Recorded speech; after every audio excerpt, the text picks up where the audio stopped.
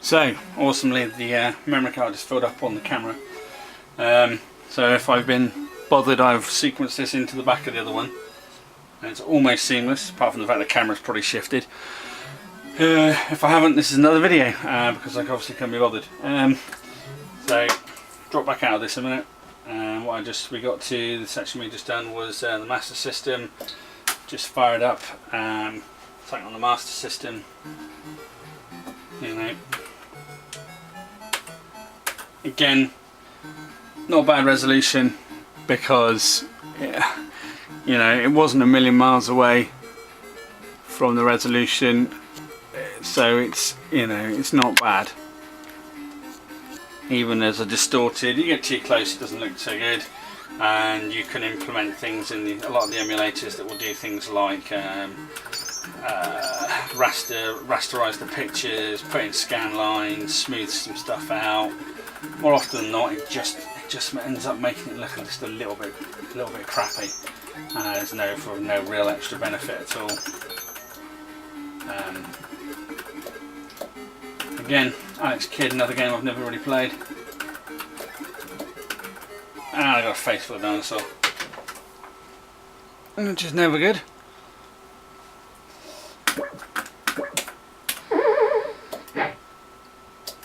So yeah, that's those. PlayStation 1, not bad. The machine is probably ever so slightly underpowered for it, depending on the game. It can struggle, but you know, it's only like a 3 point whatever gigahertz machine, so you kind of expect that, even with the 3D card that's in it. It's a PCI 3D card. I mean, that's 2 generations ago. You know, not even, that's what, it's 2 socket generations ago. But not bad.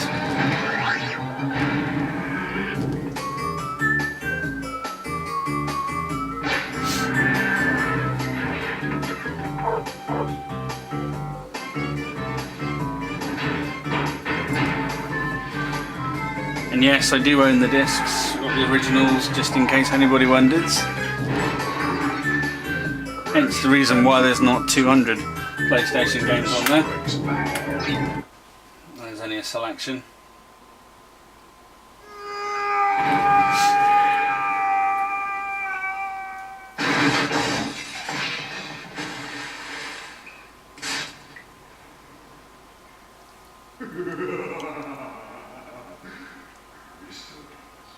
Of course.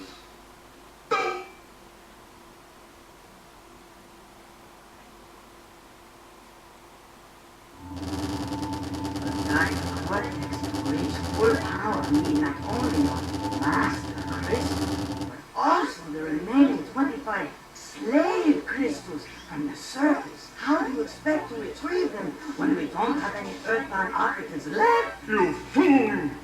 Well, the makers of The Last of Us. Situation. Uncharted, they've moved forward far a bit. Still an absolute classic though. Skippity skip. Well. There we are. Let's try Snow Go. I think that's the one with the little polar bear. We'll run that through a minute. See how it goes. Load speeds aren't bad.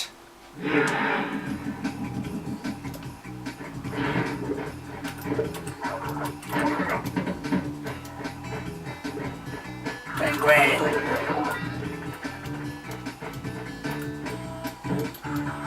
It's been a few years since I've played a Crash Bandicoot game.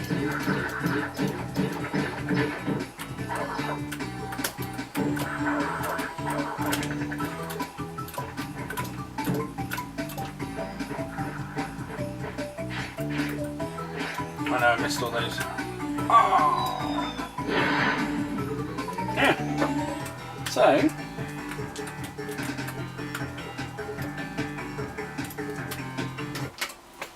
Not bad, really, for what it's doing. So there's plenty of those. N64. Pretty well, actually, does it pretty well. Let's go to the one that you have to have. No, I don't mean GoldenEye. It's me, Mario. Apparently it's him, Mario. And again, some games will hitch a little, but more often than not, runs pretty well. And a lot of the time, you can turn on things. This has got like additional smoothing and stuff like that already turned on it. You know, you can see that there. It would be a lot more jagged.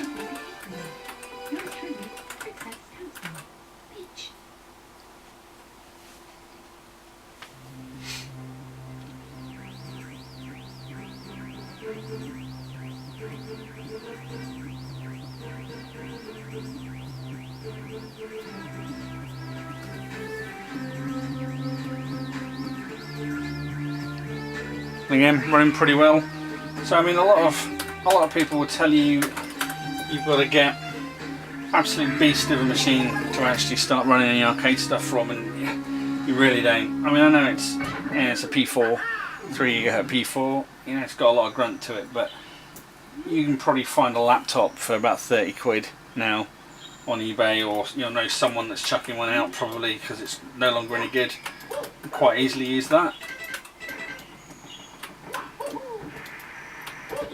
As long as you don't sort of try running sort of some things on like the arcade system, like I don't know, like Toshinden or Tekken or something like that, they'll have a bit of problem without a decent 3D grunt behind it. This will half run some of them, but more often than not, it's not going to do it. But you know, you got Mario, and that's running pretty well.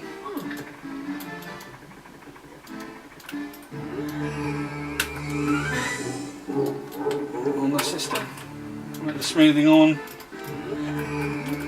it certainly helps make it look a little bit nicer.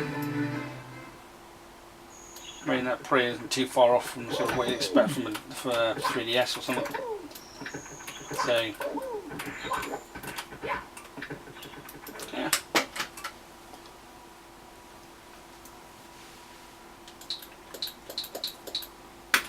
So we'll get, we'll just button through these now, because in general you see what things are about. 32X, you know, that weird looking mushroom add-on for the Megadrive or Genesis, whatever you want to call it. You know, added a little bit, a little bit to it. Nothing too spectacular. I remember at the time there was a bit of a hoo-ha over it, but it was mainly because it was, you know, just had that extra co-processing power to it.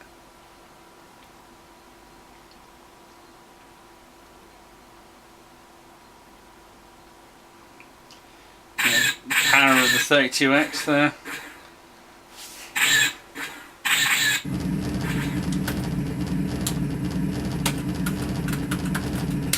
Being flippant, at the time it was reasonably impressive for the little 16-bit console to be pushing that out.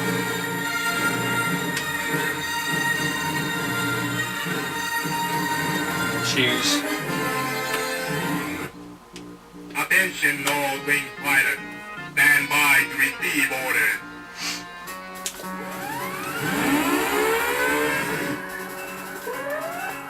Wipe out enemy fighters. Comes another game I'm going to suck at.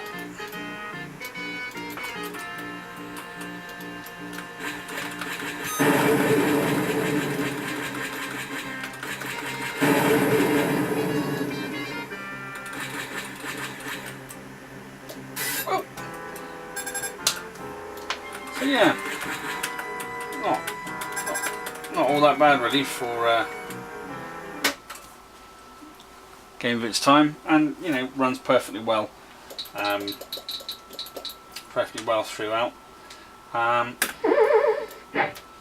we're down to, you know, SNES and Genesis, and as you'd expect on any half reasonable PC nowadays, it runs perfectly fine. You know, pretty fast. Whoops. Yeah. Try and take a picture.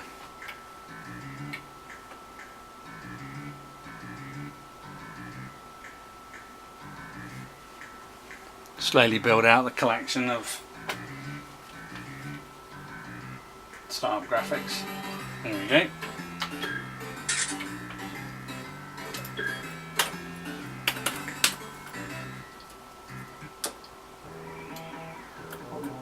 Another classic game of the time, pretty good for a franchise title.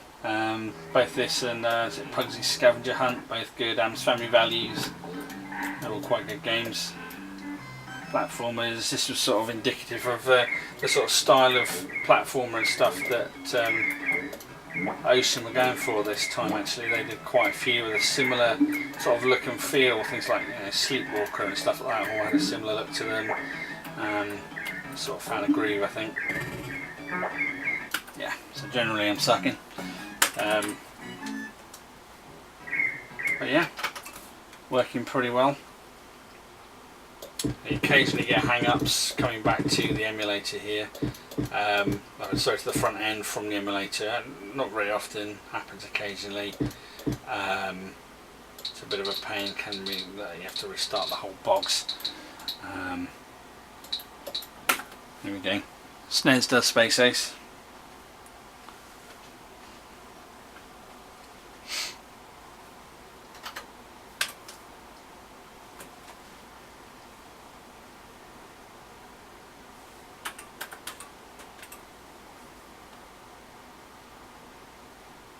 Empire Software.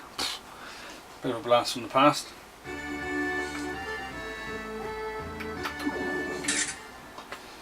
Bit slow there on the camera.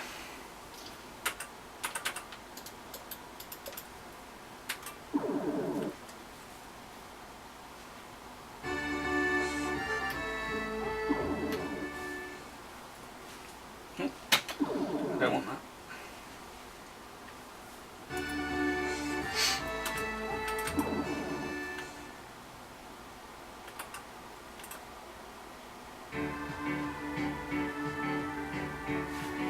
It's not quite the same level of graphics as the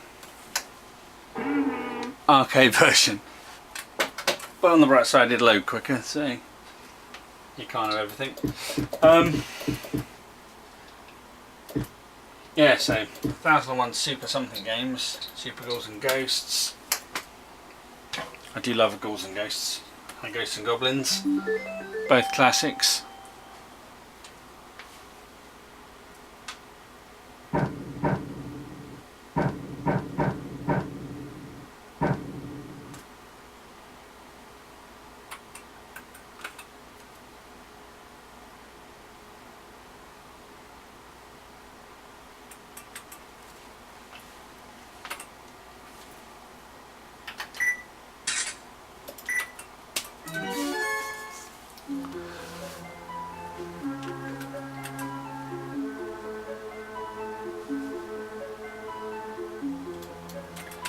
Bit of bitmap scaling.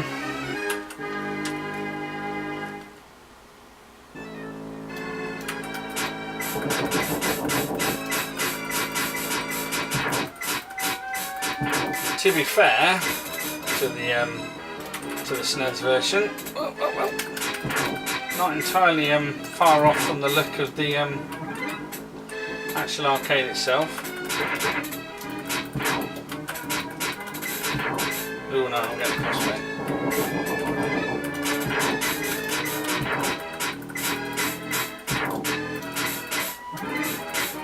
Oh, suckage.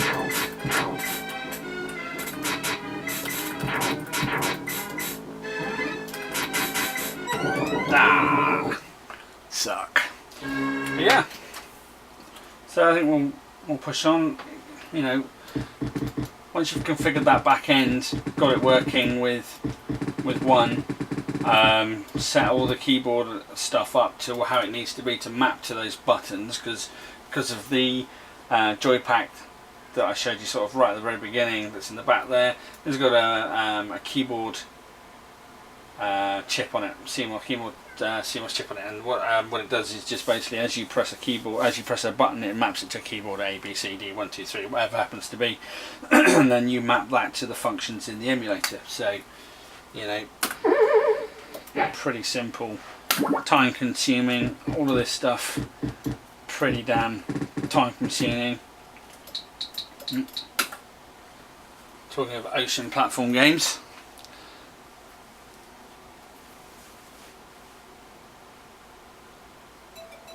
Mr. Nutz. A friend of mine called Ben was absolutely nuts for Mr. Nutz, although when it came out and he played it, he hated it. So such is life. But again, good indicator of sort of around this time you had this and things like Cool Spot, big, colourful, multi-layered parallax, everybody's chasing Sonic and Mario sort of thing.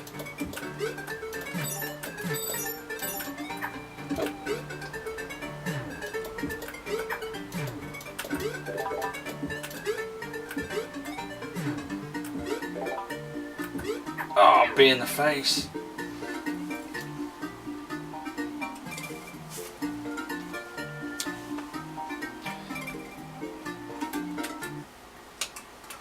There you go. And that's it really. It's then just a matter of going through every single game. Sort of comparison for Shadow of the Beast here while I'm whittering. It's a matter of going through the games you've got that you like, digging out the ones, going through like the masses of things that are available.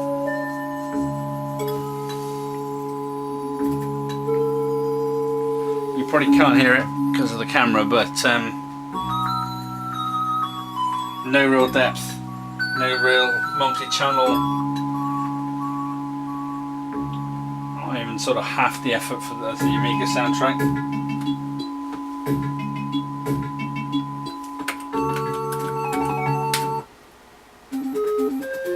Again, very beep boop boop boop boop, not any of the booming depth.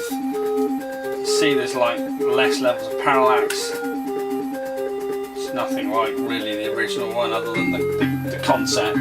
If I run across here, I get a rock in the face, I get a couple of bats in the face. So as I did before.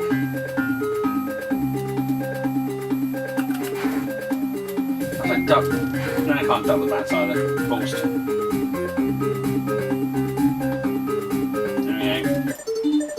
Talking about a palette that's got a lot less in it. You can even see that in the sort of in between stills.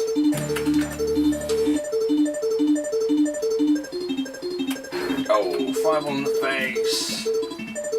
Let's just die a minute and see if it's got the ending music. Oh, accidentally killed the bee. No bee hate. That's excellent. Alright, he deserved that one.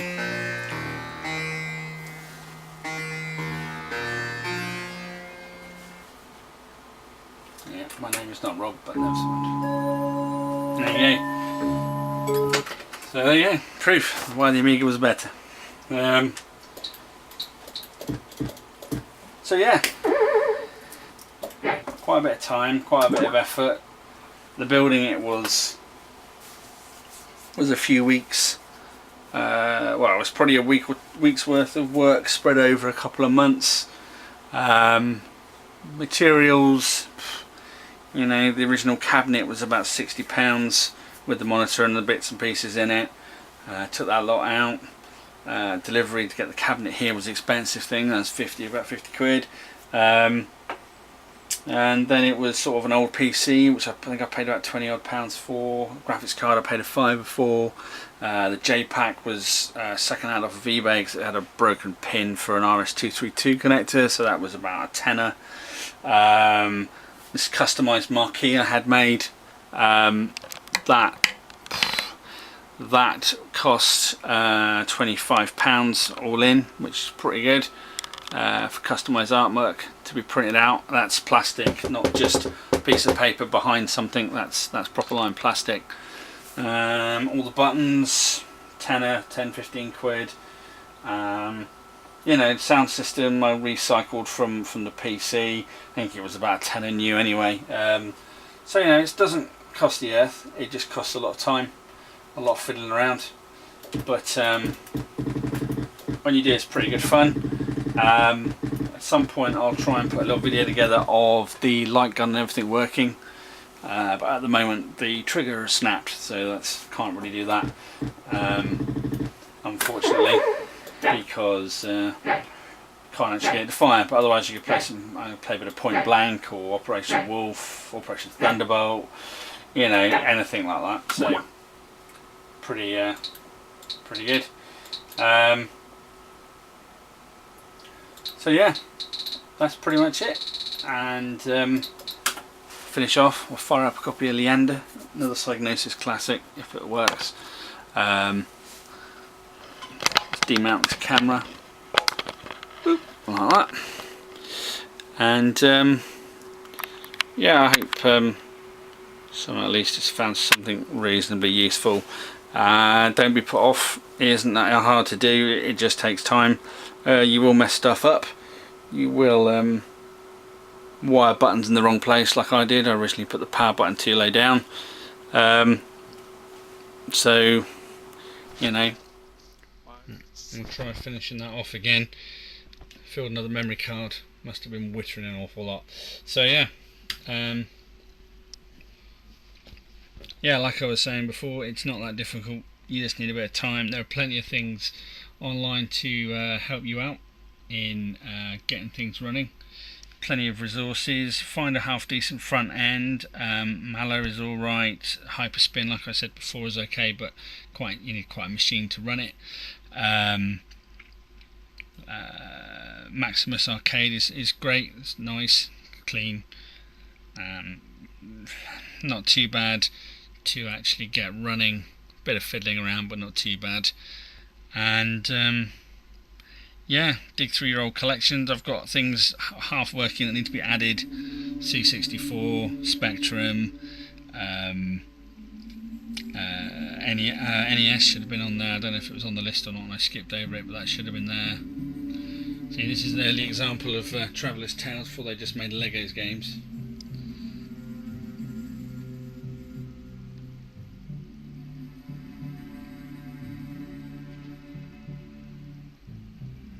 It's really weird to see those LEDs glowing the entire time because you don't see that with the naked eye. Here it looks like it's constantly blue light around the side of your screen, but if you actually look at it with the naked eye, it's not at all.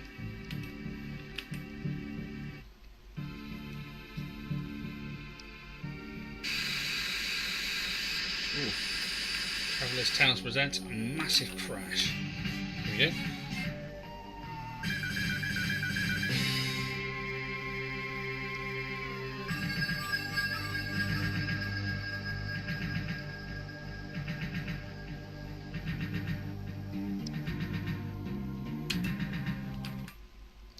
Again, it's kind of a bit, in some ways it's a bit decadent. 2.1, that big sub stuck in the bottom of your cabinet, but does lend a bit of weight, a bit of grandiose to the whole situation.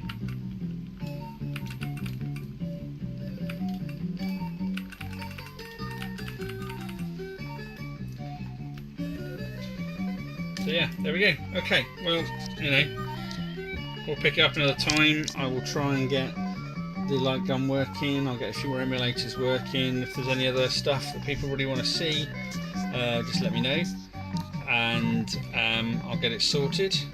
And yeah, okay.